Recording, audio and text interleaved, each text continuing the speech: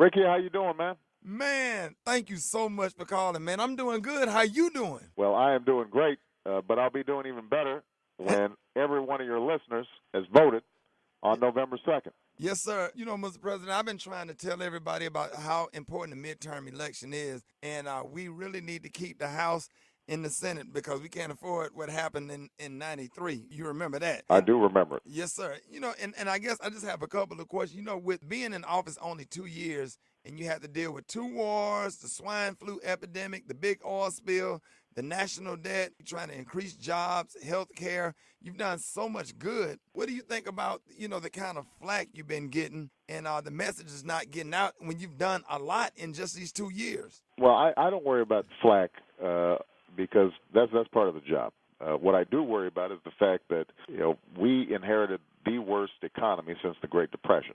We had lost 4 million jobs in the 6 months before I even took office, and so we've done everything needed over the last 2 years to make sure that at least we stabilized the economy and we didn't plunge into a second depression.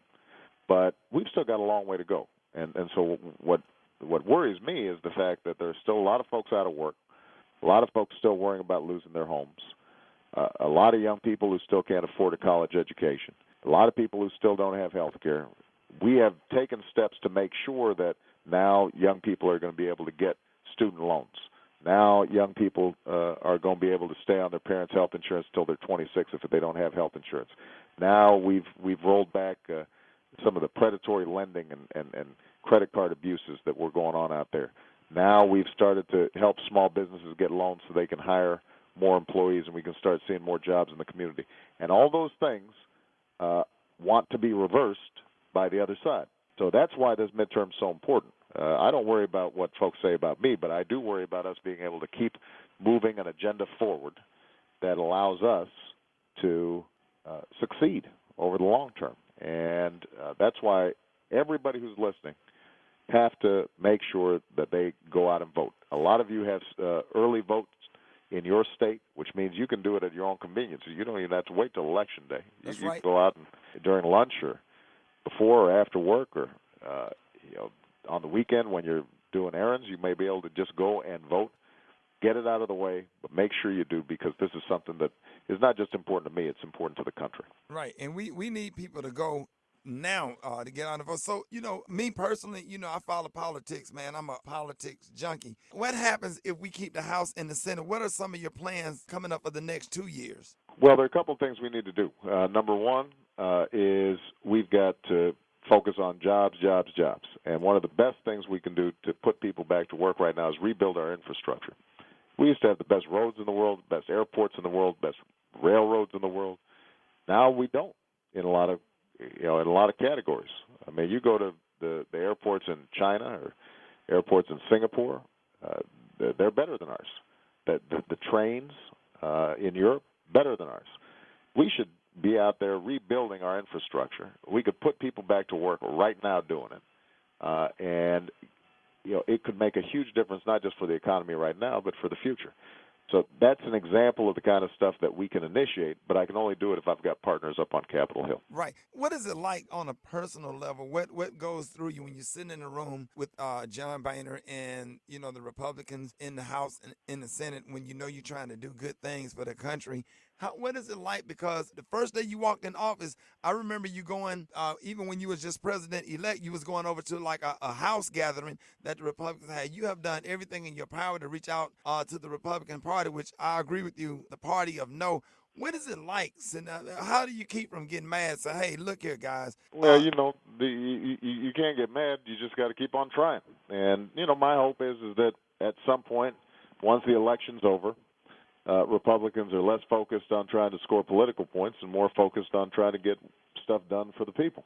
And all I can do is to keep on reaching out to them, offering them opportunities to work with me. I'm willing to compromise on certain issues, but there's certain core issues I'm not willing to compromise on. I'm not going to cut education spending by 20% to pay for tax cuts for the wealthy.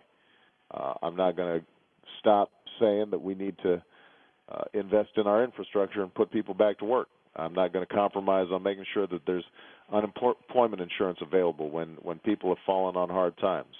And I'm not going to compromise on on making sure that we have a healthcare system that works for everybody.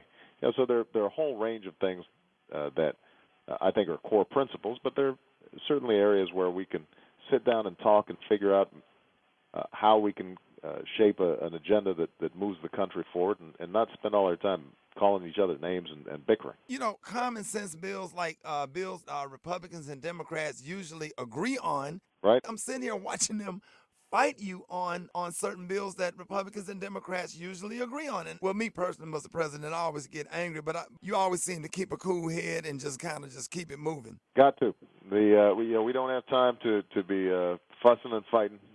We've got to get work done for the American people, and that's going to be my number one priority. Right. Now, when you was in the Senate, I interviewed you before. You said you had me in mind as a running mate, so my background didn't check out too good. Yeah, I said that I had to vet you first, Rickey. And there's just a little bit too much stuff going on in your past, man. Right. And then, Mr. President, can you please get the speed limit up to 85 at least? Can you help us out? No, we're not going to do that. We need the revenue from all those tickets you're paying. All right, the last question I'm going to ask, Mr. President, and I really appreciate you calling, man. We just saw a report that you added some stuff to your iPod. We know you like Lil Wayne and Jay-Z. What have you been listening to lately? We're a hip-hop fan. This is a hip-hop morning show. So what have you been listening to lately? I actually have been listening to some of this neo soul. There's some good stuff out there. I was the first lady turned me on to is it Anthony David? Yeah. Yeah, he's got some nice music. Mr. President, write down foreign exchange, the jazz specs. The jazz specs, huh? Yeah. I will check that out. I will check that out. All right. See, Rickey, I got a tip from you, which I appreciate. Yes, sir. But now, just before I go, I just want to remind you why I was calling. Anybody who's concerned about moving this country forward, I need you to go out and vote. I need you to go out and vote. November 2nd is Election Day, but in a lot of states you've got early vote. See if you can take advantage of that. If you don't have early vote in your state, then you got to turn out to the polls on November 2nd. All right? But I need everybody who's listening, get out there and do your job. Mr. President, give them your website just in case anybody having any problem where there's some information. Well, the best thing to do is try to get on www.raisethevote.com, which actually gives you, I think, information state by state on it. There it is. Hey, ladies and gentlemen, man, thank you so much for your call, and we are definitely going to push this thing and get the vote out, man. We're going to keep the House and the Senate. Yes, we can. Thank you, Mr. President. Thank you so much. All right, love you, man. I appreciate you.